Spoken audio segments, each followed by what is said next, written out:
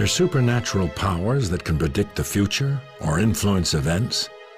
Many who practice channeling, astrology, and tarot believe there are. Others have tried to offer proof. Among those who have claimed to have the power of the occult is Aleister Crowley. He believed that he could focus his mind and bend anyone to his will. One day in the 1920s, as he walked down a New York street, with his friend William Seabrook, he put his powers on display. Seabrook asked for a demonstration of this. So Crowley pointed to a gentleman who was walking down the street and said, "Watch this." And Crowley then began to mimic the walk and the step of that person. And then Crowley suddenly dropped to a crouch and stood up again. And the person he was mimicking slipped and fell on the sidewalk. And then got up and looked for a banana peel or whatever and couldn't figure it out. And that was Crowley's demonstration of one of his newfound magical powers. The story is legendary in occult circles, held as proof of a concept called action at a distance. Occultists in general believe that they can affect things far away, whether they can divine them and see them far away, or whether they can actually influence things far away. Magic is both an art and a science. Certain things cause certain effects to happen. At the same time, they have to be done with a certain intention and perhaps a certain flair in order to work. Was Crowley a master of 20th century occult magic, as some have claimed? His beliefs were nothing new. Crowley took his lead from the Egyptians, early occultists who believed that spells could heal the sick and make crops grow. Some things that seem supernatural can often become accepted fact. Sir Isaac Newton believed that an invisible force called gravity that held planets in orbit around the sun created action at a distance. Newton hesitated to share his groundbreaking theory of gravity for fear that it would be branded as magic. Science nowadays really is touching against ideas dealing with where magic and spirituality and religion intersect. And they're both ways of trying to find out about how the world works. The occult means secret or hidden, and its early masters were regarded as true magicians. But they were also the first scientists. Their discoveries in the occult arts of astrology and alchemy gave birth to modern scientific disciplines. You go back to ancient times, there was no science. So the magicians and the alchemists and the proto-mathematicians, they were doing science, but they were also doing literature and philosophy and cosmology and religion, and there was no sorting out of those things. Since the birth of what we would call modern science, science and the occult have sort of separated the paths. Many still view the occult with suspicion, but modern science is often working on the edge of the supernatural, trying to solve mysteries that confronted the first magicians. Serious physicists are contemplating time travel. Serious physicists are contemplating parallel universes. Serious physicists are trying to understand the 11 dimensions of string theory. And when you get into those realms, you start to look to myth and sort of magical thinking and almost surreal thinking as a way to even talk about those things. Were the early occult masters keepers of secrets that modern science is only beginning to rediscover? The trail of the occult begins in Egypt 5,000 years ago. Just before the rise of Egypt's great pharaohs, hieroglyphics or pictographs were invented. Egyptians used them to document their history and religion and to practice complex systems of astronomy, astrology, and geometry. They believed their powerful knowledge came from the god Thoth. Thoth, or Tahuti, was the Egyptian god of magic.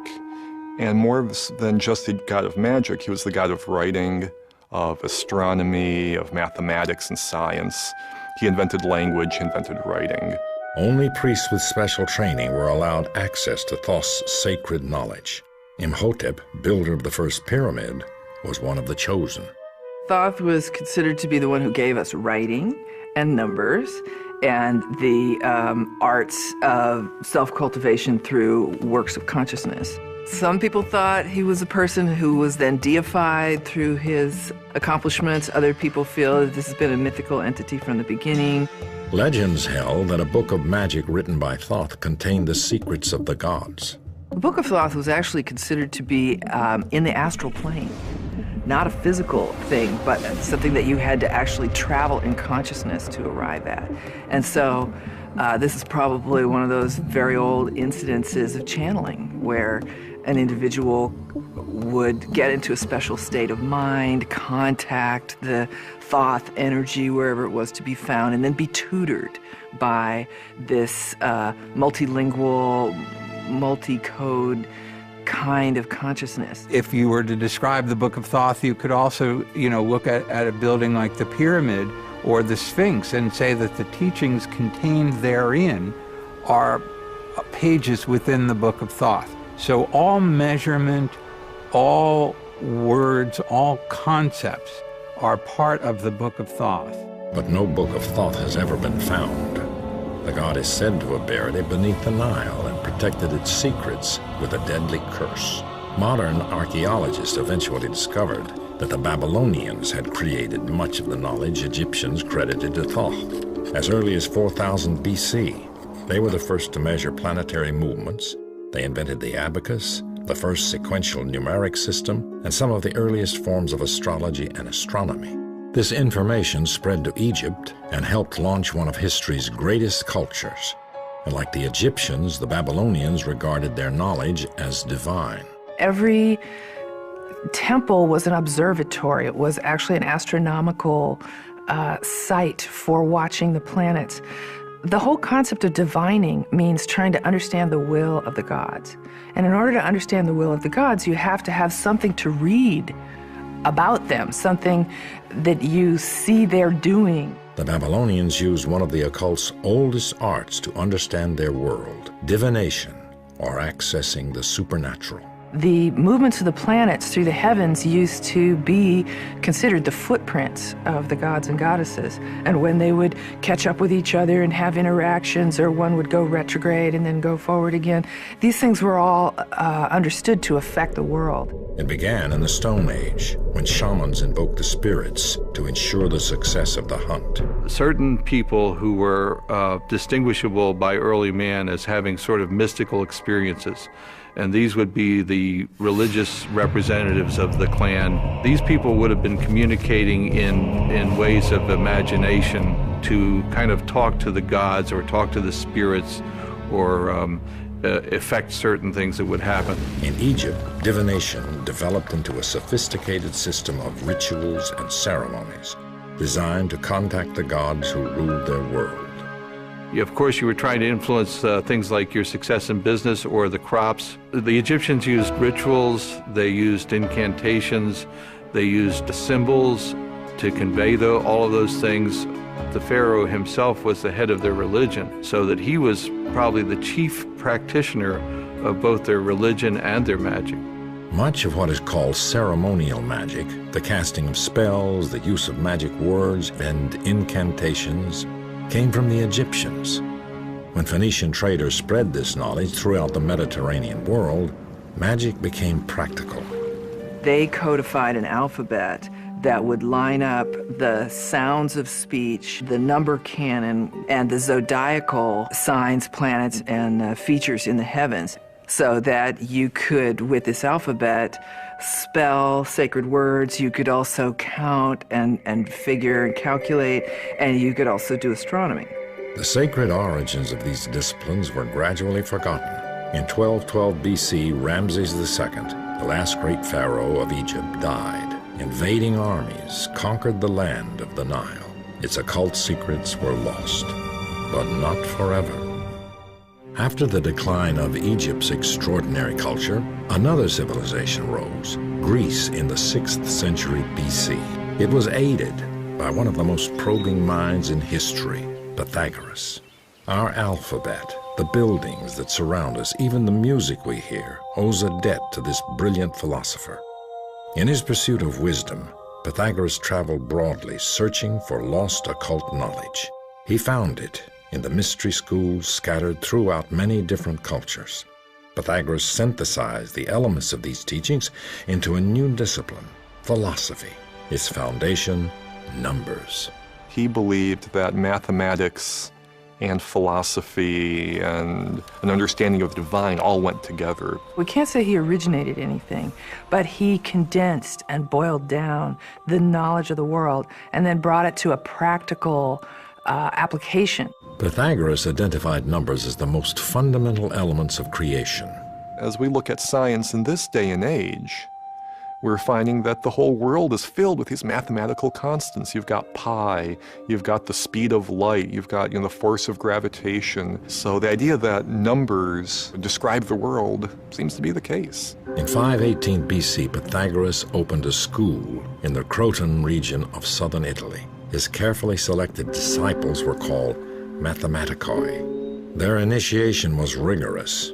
3 introductory years, followed by 5 years of absolute silence, then 5 more of training. Only then were students ready to learn the most sacred mysteries of numbers. He wanted to produce philosophers like himself, so you had to be very circumspect, you had to be very self-controlled to be able to even be in his school.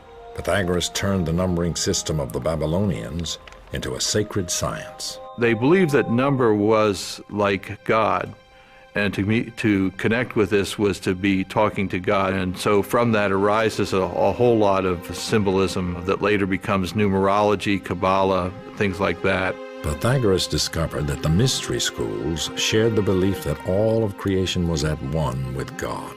He did a huge amount of explaining sacred mathematics by showing how the 1 splits and becomes 2, the 2 finds a synthesis and becomes 3, the 3 breaks open and becomes the 10,000 things. And that same story you read in the I Ching, you read in other metaphysical ancient documents, because everybody was trying to understand, how do we get number out of all? Many credit Pythagoras and his school with the development of numerology and the efficient Greek alphabet eventually adopted by much of Western culture. Pythagoras also applied numbers to decode music, which Greeks regarded as the language of the gods. He invented the monochord, which defined the numerical ratios of the musical scale. Pythagoras believed he had solved the mysteries of the universe. But there was also this idea that there was a music of the spheres, that the heavens itself was playing a sort of orchestral piece. The planets themselves stack up around the sun at harmonic intervals. White light breaks out into color at harmonic intervals. Sound is also harmonically, the harmonic sequence that comes out of any given note, those nodes of overtones are all governed by the same mathematics. So it was Pythagoras who articulated harmonic math to the West. Ultimately, the exclusivity of Pythagoras' school caused its downfall. In 508 BC, the school was burned to the ground. There was a point at which his schools were attacked and destroyed and some of his followers killed. Pythagoras himself left and went off into the countryside and died, and no one really knows what happened. Some people think that he committed suicide, but it's a mystery. No one's really sure. The society was hounded into extinction. Generations of later Greeks built upon Pythagoras' philosophy, and Aristotle turned it into science. But then came Christianity, and for the next 1,000 years, religion cast a long shadow over science and the occult. During the first 15 centuries of Christianity, occult knowledge was driven underground. When the Judeo-Christian consolidation of Western spirituality became the enforced model, magic was really moved way off to the sidelines and became a dark and forbidden subject. Priests were the intermediaries between people and the divine. Christianity also wielded unparalleled political influence. The church had developed a hierarchy. It had developed the idea that the Pope took his word from God and then passed that down to the rest. And the church had also cemented itself with certain monarchs. The church closely guarded its exclusive access to divine authority. Like every other in-crowd group, if everybody can do it, then you can't claim that your guys are, special. For centuries, Western Europe lived largely under church control. In the Middle Ages, magic became a rebellious act perpetrated almost as an anti-Christian or an anti-authoritarian type of behavior. The church singled out occultists, condemning them because they believed that an individual could have direct access to God. They took the whole concept of church hierarchy, priest, the church itself, as a place of worship and said, no, you don't need any of this stuff. What you need is to work on discovering within yourself that divine spark. But in the 14th century, the occult would rise again. Ironically, the church's holy war, the Crusades, was in part responsible. Monasteries to the east on the border of the Muslim world had preserved many of the ancient Greek and occult texts, studying them as curiosities. Returning crusaders brought a number of these documents back to Europe with them. This learning started to trickle back, and little things were found in monasteries, a bit of scripture here, a bit of text there. And so the rumors were around that there had been greater learning in the past. This rediscovery fueled an extraordinary rebirth of culture. Well, this was the point people began to realize, oh, there was wisdom amongst the ancients. You have a new reverence for Egyptian and Greek and Roman and Hebraic tradition, because people are looking for really empowering knowledge and looking to understand the secrets of the ancients. Art and science swept through Western Europe in the 1400s as it ushered in the Renaissance. Leading the movement into new ways of looking at old knowledge was the German physician Paracelsus. Born in Germany in 1493, Paracelsus trained in traditional medicine but also studied alchemy. Ultimately, forced out of school for challenging the status quo, he embarked on a nomadic life supporting himself with astrology readings. In his far-flung travels, he sought knowledge from any source he could find. Paracelsus went around Europe and talked to barbers, talked to witches, talked to midwives, talked to, the village healer, and gathered together from everywhere what worked. And this was his huge final stance, is I use what works. He rejected outworn theories, ventured beyond accepted boundaries. His pioneering experiments with minerals and chemicals laid the foundation for modern medicine. It was just the beginning of a scientific revolution. The next century would herald the discovery of an occult text that went against more than tradition. It was a threat to the power of the church. The Renaissance brought about a new spirit of learning, and academies sprung up throughout Europe. In the 15th century, Marsilio Ficino founded one of Italy's most progressive. With the support of his patron, Cosimo Medici, Ficino acquired and translated a collection of documents reputedly authored by a mysterious Egyptian magician named Hermes Trismegistus. An emissary from the Orthodox Church brought a cache of documents, and Ficino found, I think it was 12 books supposedly written by Hermes. They weren't necessarily all written as one book, but they were gathered together once these translations were made. The documents, which became known as the Hermeticum, contained teachings from the early Christian era that had been lost for centuries. Their pedigree appeared to be impeccable. The name of their supposed author, the mysterious Hermes Trismegistus, was a combination of the Greek god Hermes and the Egyptian god Thoth, the two greatest gods of Greek and Egyptian magic. There was occultism in there. There were esoteric doctrines. There was alchemy. There was magic. There was astrology. And Ficino and his school considered these documents to be extremely old, predating Plato, in fact, and having come from Egypt. Scholars would determine that the man Hermes Trismegistus never existed.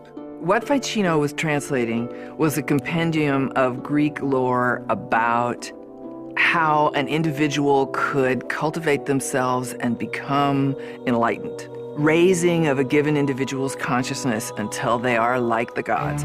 The books were set up as a series of dialogues between the god Hermes and others who conveyed the secrets of the universe. One of the documents was a short piece called the Emerald Tablet, which became the Bible of Renaissance occultists. On this tablet, it was said, these are all legends, that there were 12 or 13 lines, and these lines started with "as above, so below." This was the great idea of the pattern of the universe, the pattern of the stars and the great universe is repeated as well on the earth. The Hermeticum restated the teaching of the early mystery schools, that human beings possessed a divine nature. So this is really the goal of Hermetic initiation and any other kind of initiation, would be to transcend our mortality and put us back into our ultimate state as spiritual peers. The Hermeticum dazzled Renaissance scholars, and occultism was reborn.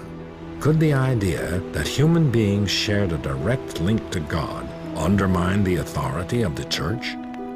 The discovery of the Hermeticum during the Renaissance created a new generation of occultists. They sought to combine religion with science and magic, a dangerous undertaking in a society ruled by Christianity.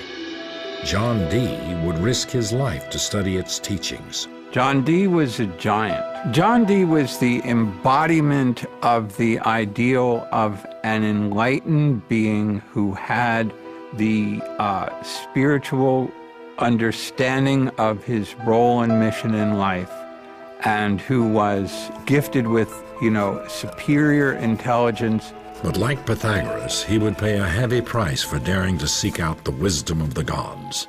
The ultimate Renaissance man, Dee followed in the footsteps of Paracelsus, using experimentation to become a gifted scientist, an inventor, a mathematician, a brilliant cryptographer, and a pioneer in the field of navigation. But he was also an occultist, he was a sorcerer, he was an astrologer. He was, in fact, Queen Elizabeth's personal court astrologer. And in that sense, his interests were all very much in keeping with the thinking of the time. There wasn't a distinction made between magic and science, and he was pursuing an understanding of the world around him. When Queen Elizabeth rose to the throne of England in 1558, she installed Dee as court astrologer, but his influence reached far beyond his position. England's famous magician was also a spy for the Queen. He was involved with political intrigue. He was a trusted ally of the Queen, but he was also working behind the scenes throughout Europe to help to lower the power of the Church and to substitute Protestant power in its stead. With Dee's guidance, Queen Elizabeth officially legitimized the most significant occult science of the Renaissance, alchemy. Alchemists had two goals: to heal illness and to turn base metal into gold.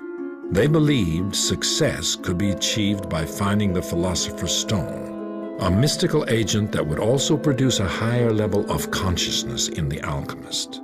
That was really an approach to trying to understand the way the physical world works, and alchemy as a practice, was the forefather of modern chemistry. Alchemy had existed since the early Egyptians, but in the hands of the Renaissance scientists, it reached new heights. Everything that we know and do today in our modern science was developed by the alchemists. Laboratory techniques were part of the alchemical tradition. The observation of results, the scientific method is a child of alchemy. Alchemists were on the leading edge of science. They discovered phosphorus, zinc, the distillation of alcohol, the germ nature of diseases. They were the first to understand how blood circulates in the body. The Church viewed their unorthodox experiments and scientific breakthroughs with growing suspicion. We are speeding up what nature does. We're speeding up the rate at which the metals evolve. We're speeding up the rate at which medicines are combined and raise consciousness. And the Church felt that you can't be speeding up God's creation without recourse to demons. Despite his work in alchemy, Dee's true occult passion lay in divination. He believed that he could apply scientific methods to communicate with supernatural beings. Dee's obsession with contacting the angels would have disastrous consequences. This art of manipulating objects like bones, tea leaves, and tarot cards had arrived from the Muslim East in the 14th century and become a popular method of fortune-telling. But Dee used a divination method known as scrying. Dee relied on looking into a crystal ball that would reflect back supernatural information. Scrying is a long-time-old technique, scrying into glasses, mirrors, bodies of water, anything that would have a reflective surface, and see if you could see not just the material things, but the spiritual things standing behind. These efforts were unsuccessful until one day a young man named Edward Kelly appeared at his door. Kelly seemed to have the talent to see into the shadow world. Their system involved Edward Kelly looking into a amethyst crystal and describing what he saw, and John Dee would then record these communications. Kelly began receiving messages from the angels. They spoke in a language he called Enochian, from the lost biblical book of Enoch. These transmissions are early examples of what New Age followers now call channeling. What Dee and Kelly brought forth was completely new. It was not based on tradition. He appeared to be speaking a new language. The Enochian language does appear to have a coherent vocabulary and syntax, and this doesn't seem like the sort of thing that Kelly, who was not a particularly educated or schooled person, could have just invented. He couldn't have faked something like that. John Dee and Kelly embarked on a tour of Europe to share their discoveries, just as the Inquisition launched another crackdown against heretics. All you needed was a slight change in political or religious circumstance, and something that was considered exceptionally wonderful would then be considered demonic and scary. Dee returned home to England to find that a mob had destroyed his irreplaceable library and scientific and occult instruments. Dee had fallen out of favor with the court. The man who began as a leading scientist of the Renaissance ended his life penniless, branded as a sorcerer. Dee's main legacy was not to science, it is to magic. And it's because of those who have come after, who have seized upon what he created and made it into a new worldview, whether it's consciousness arts or ceremonial magic or divination, could take place inside these new parameters that they set up. John Dee's fall was the beginning of the occult's end. The practices were reviled by the church as the work of demonic possession. From the 14th through the 16th century, more than 40,000 people would be executed for witchcraft. Occult ideas became embedded in the traditions of secret societies, such as the Freemasons and the Rosicrucians. They were tending to do them passed on among secret brotherhoods and organizations because these are very powerful and dangerous ideas, dangerous to status quo, dangerous to institutionalized religion. So there's an element of underground secrecy associated with some of these themes. These havens of safety began to flourish across Europe. Secret societies were instrumental in the new age of enlightenment that swept through Europe in the 1700s and even helped in the founding of American democracy. Participation in these organizations had fallen dramatically by the mid-1800s as they became more civic-minded and less interested in the occult. So what would cause a resurgence in the occult? In rural New York, two unlikely sisters would inspire a national obsession with the occult.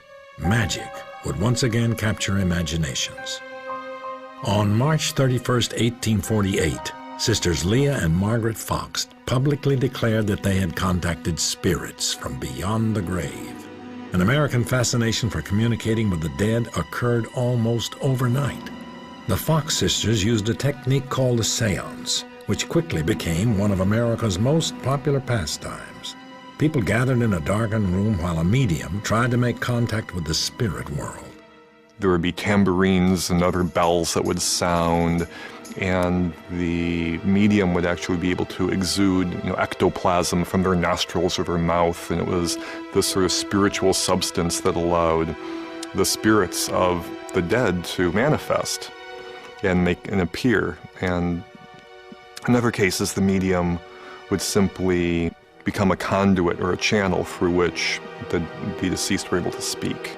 Many who practiced spiritualism believed it would lead to scientific proof of the existence and immortality of the soul, and they gained an iconic champion when the Russian-born Madame Blavatsky arrived in New York at the height of spiritualism's popularity. She soon became the self-proclaimed decoder of ancient occult secrets. She grew up in a wonderful occult library that her father had established. She could see the connections between different cultures, spiritual teachings, and she was attempting to correct the errors of Christianity by bringing in mysticism and spirituality from other cultures.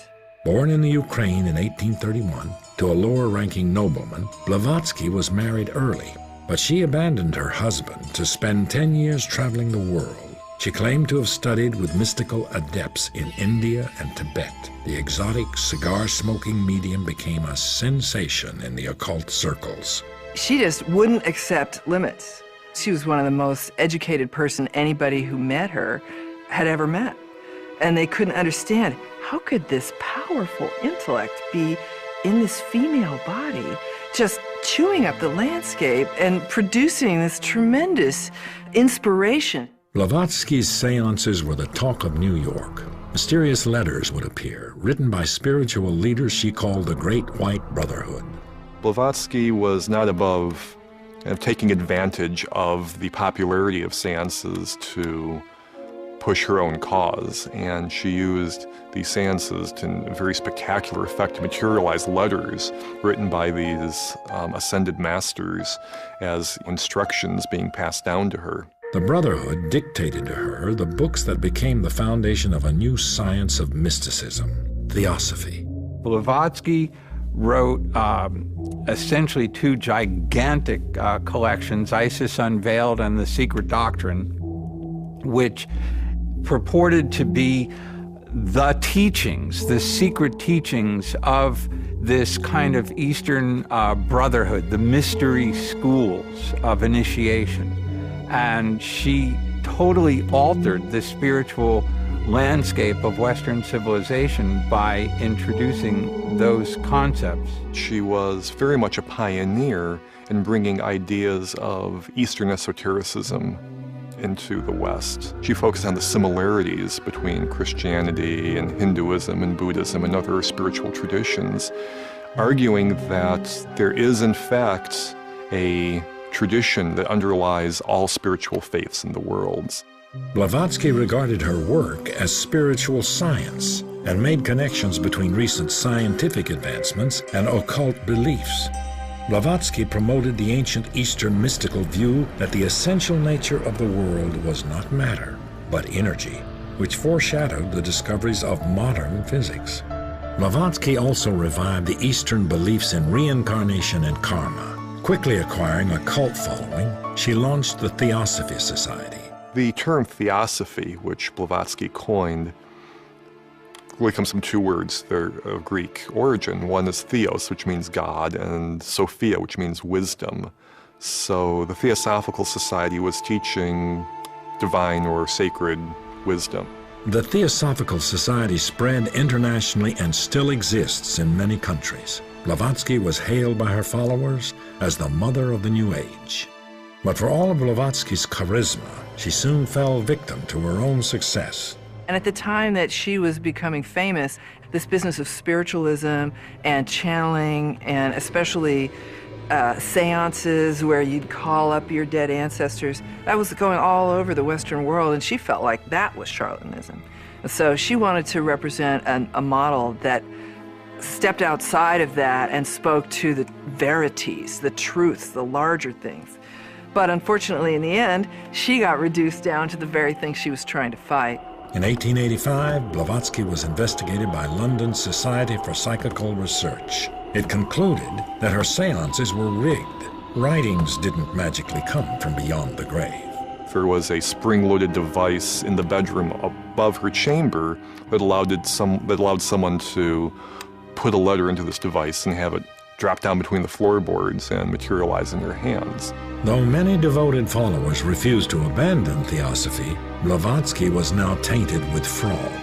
She died soon afterwards. Her followers established a new headquarters in India where Theosophy thrived. A young protege, Krishnamurti, was identified as a reincarnated master and groomed to lead the Theosophy Society into the 20th century. Blavatsky's synthesis of Eastern and Western spirituality broke new ground in occultism. A man described by newspapers as the most wickedest man alive claimed he had penetrated even deeper into mysteries. Born in 1875, Aleister Crowley was raised in a strict religious household. His mother nicknamed him the Beast from the Book of Revelation.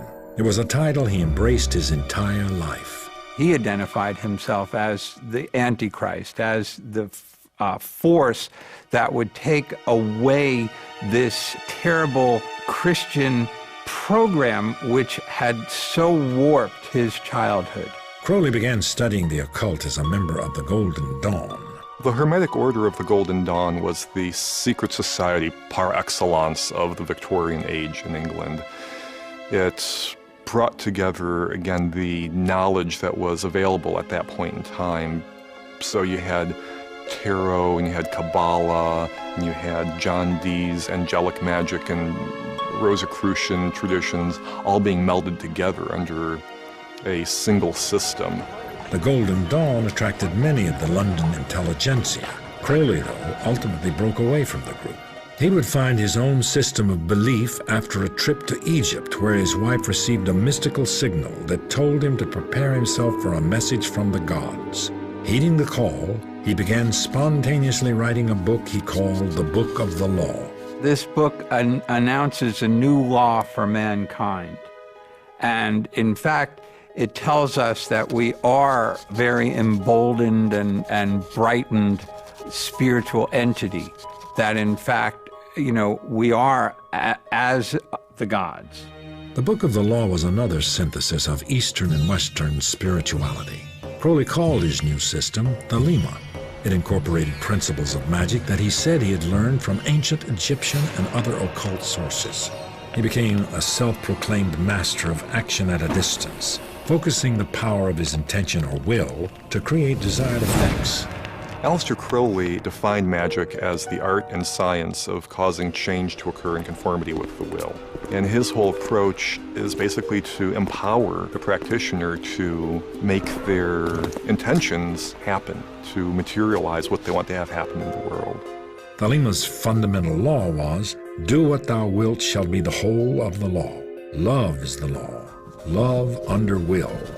While this may have meant pursuing a higher path for some, for others, it excused every variety of deviant behavior.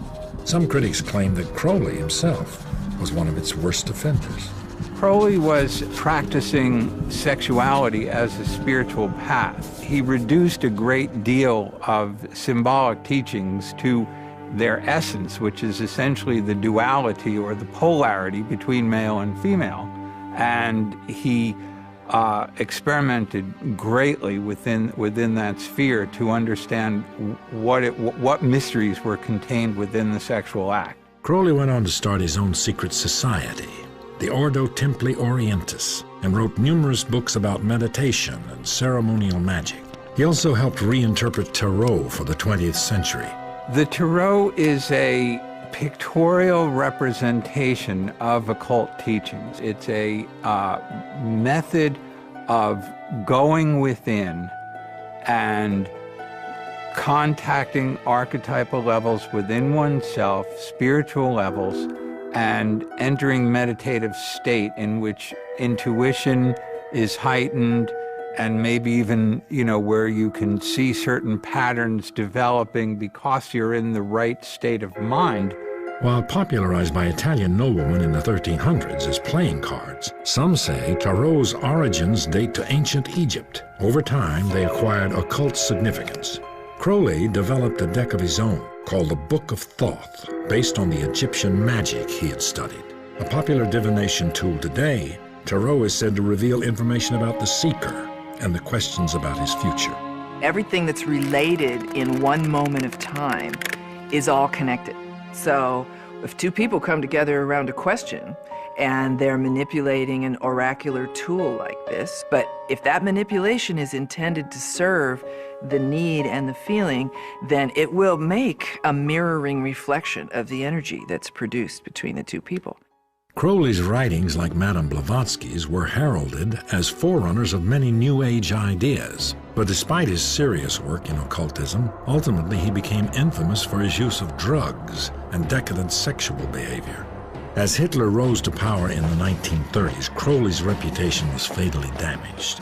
He wrote pro-Nazi propaganda and was soon an outcast. After World War II, it was rumored that Hitler had used Crowley's and Madame Blavatsky's writings to help him create his theory of a master race.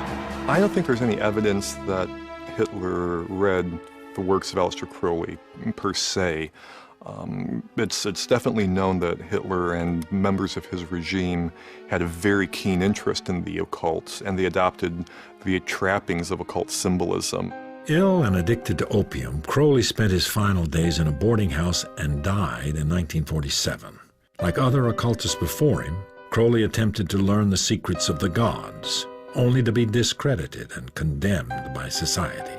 I think that in the cases of these great thinkers in history that we see ultimately being persecuted for their beliefs, what's happening there is that these people are very forward-thinking and they challenge our preconceptions. They make people uncomfortable.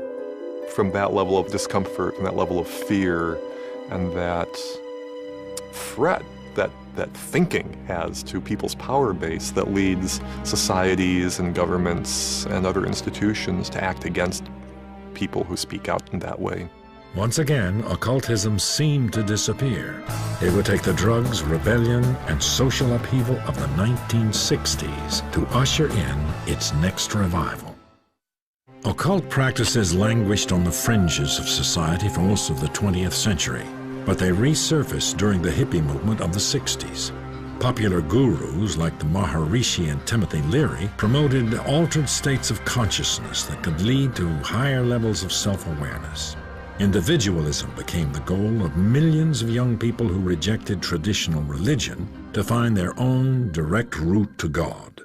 By the 1980s, New Age ideas had become mainstream.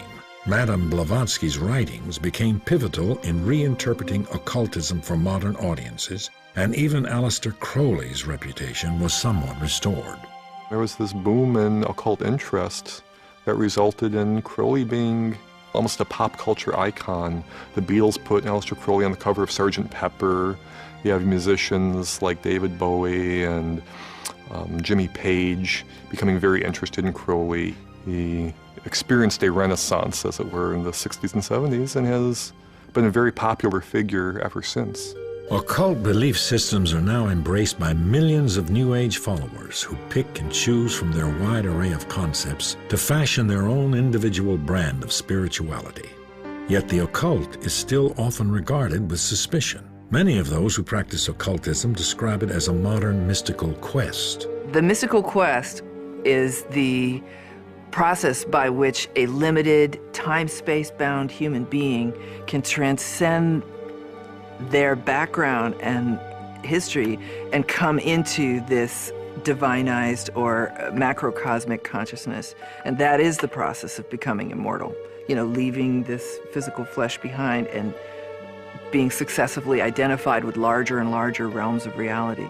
The holistic philosophy of New Age beliefs continues to grow in popularity. We're surrounded by material wealth and technology, and we feel like we've lost something. We've lost that connectedness. We've lost the understanding of our human roots.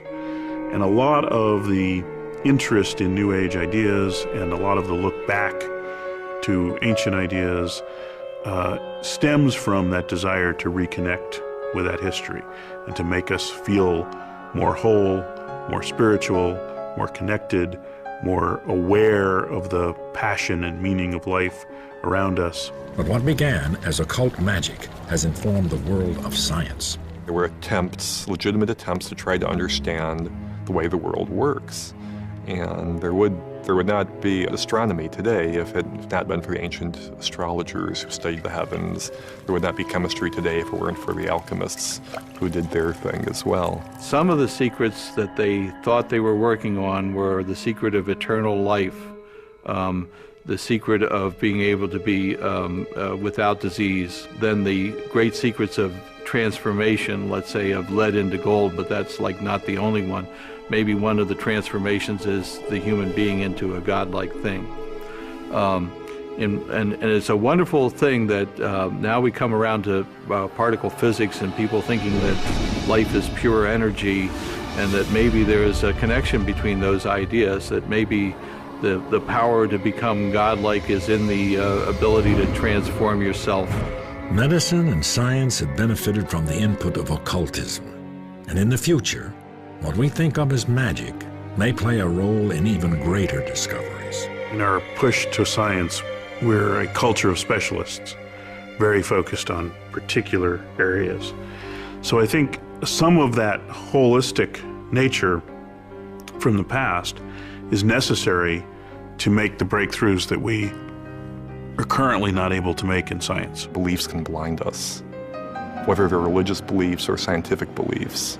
And the great thing about these occult sorts of experiments is that they keep us open to possibility. Despite the progress made by science, the modern world is still full of mysteries that may never be solved. It's the unknowable. It's the mystery.